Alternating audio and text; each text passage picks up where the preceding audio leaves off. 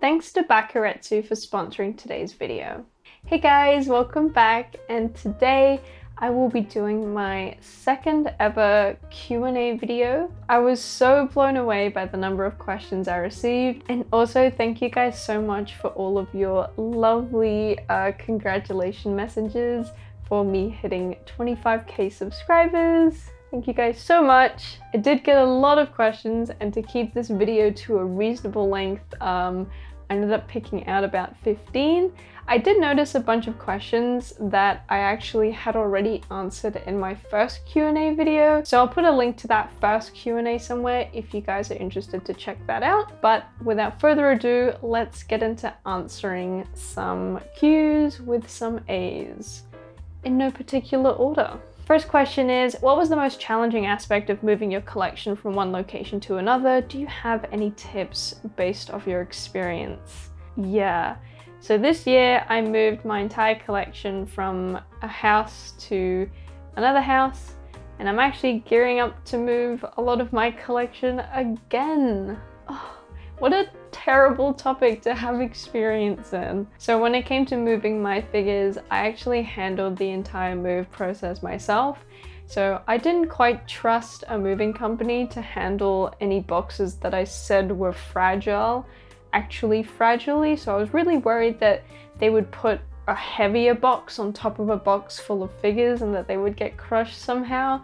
So I ended up transporting every single one of my figures by myself in a car from my old place to my new place. So I had a few days of just packing figures.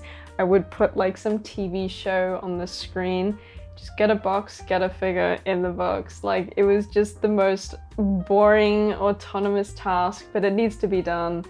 And then after that, I packed all the figures in the car. I actually kept the big army boxes specifically so I could pack a bunch of figures in them, and that kind of holds everything together in the car. And what I ended up doing with some of my other figures is I got a plastic tub, basically filled it with bubble wrap figures. It was like a sea of bubble wrap and figures. And luckily the whole thing's plastic, so it's not going to take any weight. It's hard to keep the figure boxes in pristine condition when you move. I definitely think moving them knocks them down from an army box A to definitely like an army box B, sometimes a C. But it's a necessary evil. Like, we'd rather damage the box than the figure itself. I'm just having a bubble tea. Even though no one asked the question, the answer is this is a peach green tea with less ice, less sugar, and aloe vera like toppings. Aloe vera toppings is like the shit. Next question. Are there any figures that you think are really nice that you would like to get but you can't stand the character or the story?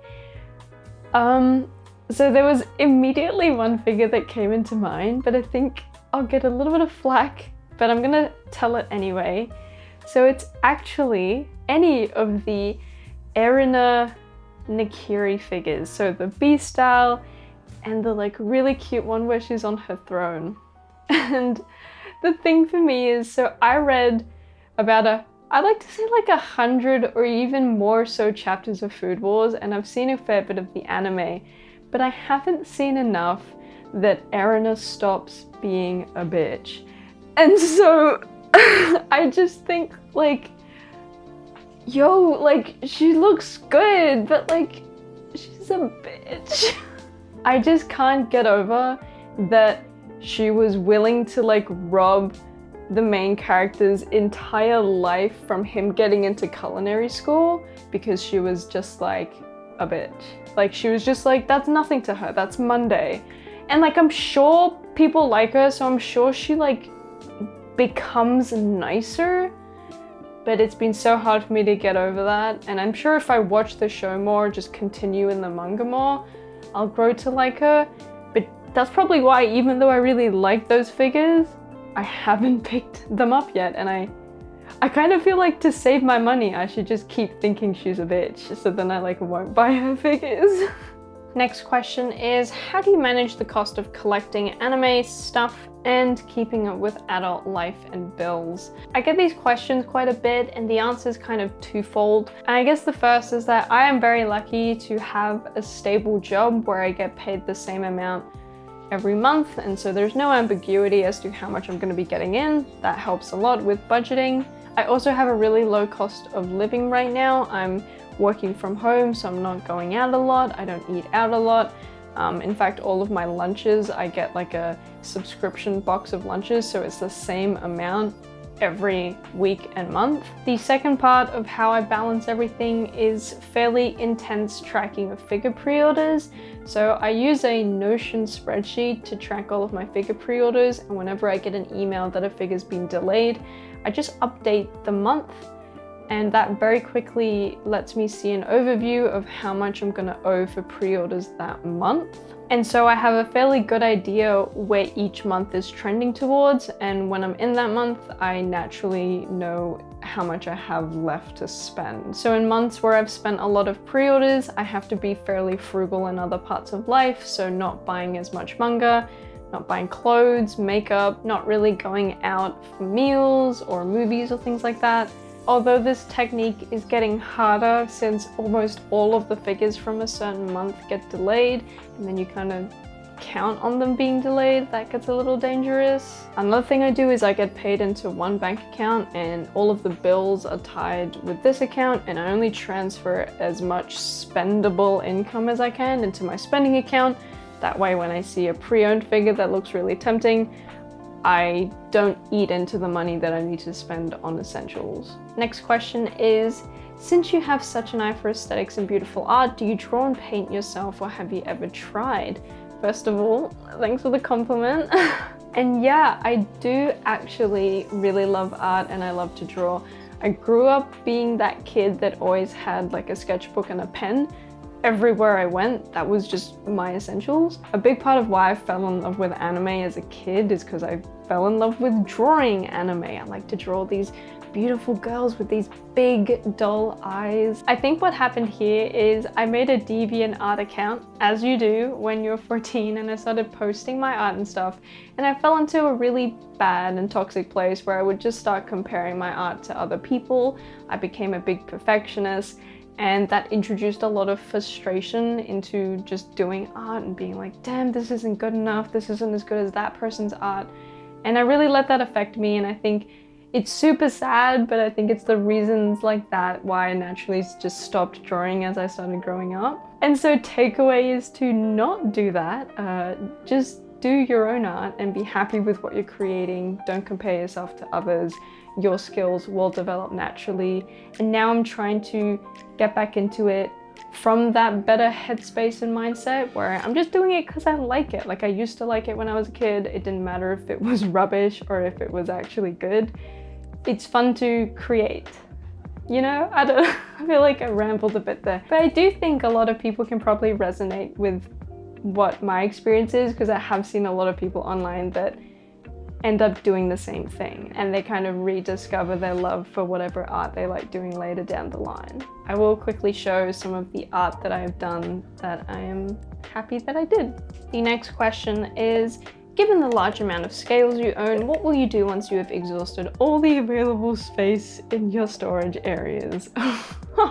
This is like a question that I run on my mind on repeat all the time anyway. So my current strat is that I need to wait till after I move again into the final room where I will buy a few more details, maybe a couple of floating shelves. I'll have to figure that out when I get there, but I need to establish basically my actual maximum capacity, because I don't really know what that is at the moment, and that's a really dangerous place to be in. But once I know what my maximum capacity is, I'm gonna sell all the figures that don't fit. And I already have a few in my mind that I know I don't love as much as I did when I bought them, that I'm happy to sell. And that's fine, you know, I expect my tastes to change in this hobby. I have already seen my tastes change quite considerably in the like year or two that I've started collecting. And I think that's good. I'm happy to pass some of these figures on to other people that will hopefully appreciate them more than I do.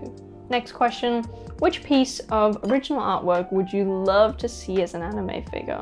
Oh, this is such a good question. All right, I just spent the last 15 minutes going through my Twitter likes because my first reaction was this one male character design that I remember loving so much. I like tried to make it my wallpaper, but the photo was too low res. Anyway, I found it and it's this man here.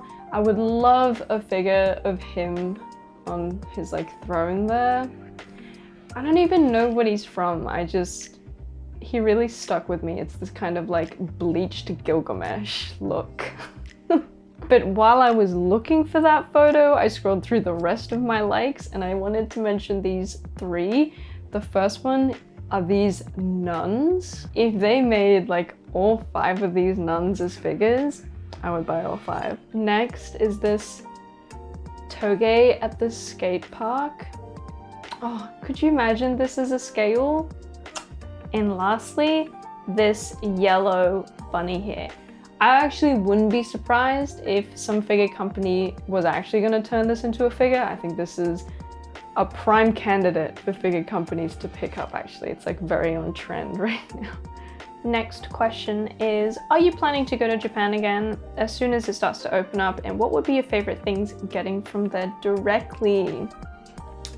Heck yes, I want to go to Japan again as soon as things open up. I am squirreling away some money and in preparation to do so as soon as I'm able to, because of course going to Japan as like an anime figure and merch collector is like, it's just so fun. It's just so good. And while I love buying figures, I actually don't enjoy buying figures directly from Japan that much because I find that you can only get like 2 or 3 figures that would fit in your suitcase before you just run out of space, and the boxes are probably going to get damaged in the suitcase more so than they would in a cardboard box. So what I love buying is like everything else. It's like the merch. I love going to secondhand stores where the staff have meticulously categorized all the merch into the different shows, and you can buy just tubs of clear files and shikishi boards and keychains and badges. I could spend days in stores like that. Other highlights are just doing gachapons in person for animes or shows that you like is really fun. Going to Japanese bookstores and actually physically buying art books. Also, a personal favorite is just going to Sanrio or Sanex stores like Kittyland and seeing Rilakkuma everywhere. And lastly, something that I'd love to do is to go to like a character cafe that might be on and getting to pick up some like cafe exclusive or collaboration exclusive merch in person. Next question is, what languages do you speak? Have you considered starting learning Japanese? So I speak English and I also speak Cantonese. I feel like since I speak Cantonese, I should be learning to speak Mandarin because from a resume point of view, like Mandarin looks pretty good. So much of the market you can now do business with. But of course, I'm a bit of a weeb, so I just started learning Japanese instead. I am very beginner level. I have, done that thing where you buy the Genki books and start teaching myself, but I do need to be more consistent with it. Knowing Cantonese is sometimes a bit hacky with kanji, like sometimes I just know what some of the kanji already means, but I think sometimes that can also just be bait because it doesn't quite mean the same thing, or now I have this one character that I have to have 2 pronunciations for, one in Cantonese and one in Japanese, and is that just more confusing than just learning it completely new? Next question is, have you ever thought of quitting figure collecting? And I had a few other questions about this as well. So I have actually thought about this a lot. I think my interest in anything like anime or certain types of video games is often tied to if I have a community that's also related to that I'm in. So in high school, I did have a lot of friends that I could talk anime with and that I could kind of talk about cosplay with. So I was really active in those communities. But when I started university, I actually struggled to make friends initially.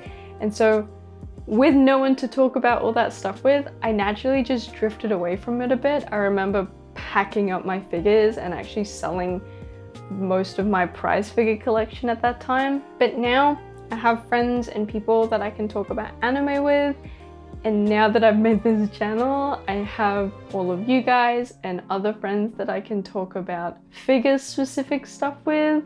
And so knowing that it definitely makes me feel like I'm gonna have a passion in this a lot longer because there is that community element tied to the hobby. I think what will happen eventually before I sell my figures off is I might just start rotating pieces through, so naturally I'll lose interest in certain animes or certain types of figures and I like new ones, and I do see my collection evolving that way. And maybe in the distant future, when I do decide, you know what, I don't really like figures as a whole. Look, I see myself selling like maybe 90% of the collection, but like I still think there's like 10% of it that I just don't want to give away. I just really like, it's mine. I don't know. Maybe by then I'll feel different, but there's a few pieces that I don't picture myself parting with. It's like my children will inherit them. And to my kids, I leave my B-style figures. Next question is, will you ever consider buying those huge statue figurines and reviewing them as well? So while I do find anime statues and resins extremely impressive, I don't think that I'm ever really gonna get into that side of collecting. For two main reasons, right? The first one is space. Anime figures already take up a considerable amount of space in my life, but my god, if I got into statues, that's a whole different scale. In fact, I'm already finding myself preferring anime figures that on the figure to statue spectrum tend towards the figure side. Like, there's been a few notable figures that I can put pictures up that I've been tempted to buy, but to me I'm like, oh, but they're so big and kind of bulky and they've got these big bases. They're kind of more statue-like, and I'm getting worried that I'm just not gonna have anywhere to put these, that I'm just deciding to pass on them. So yeah, I think a statue would literally have to be stunning, faultless, of my favorite character from my favorite show for me to think about buying it. And maybe that would just be like the one, like maybe I'd buy one. Next question is, how do you handle storing empty figure boxes? Here's a photo of how I store my empty figure boxes. My mum has very generously allowed me to use one wall of her garage wall to store my boxes, and unfortunately it already looks like I'm at capacity. Like, I could maybe Tetris it to fit a little better, but it's already a bit of a squeeze. Next question is, who is your favorite figure manufacturer? So I think my favorite figure manufacturer is my ethos at the moment. I am just in love with the figures that they're putting out, the designs that they're picking up, the quality they put out, and most of all, the price at which they're able to deliver that quality. And I love the competition it brings to figure collecting, because we're not going to have manufacturers start lowering their prices unless someone more competitive comes in to undercut them, but still delivering on the quality. I'm also a really big fan of Kotobukiya, because I think, very similar to Mythios, they pick up some really unique designs and characters. They always have such stunning and creative bases. Quality is always banger, and the price is always good. Whew. A couple of the runner-up companies are Stronger and Alta, and while these guys are pricey, I think that their quality is unrivaled. Like, it's always superb. Like, I know I just talked about price a lot, and I know like these companies charge a lot, but it's just, the quality is just, it's just crisp. Next question is there a figure manufacturer that has really good designs, but you won't ever buy from?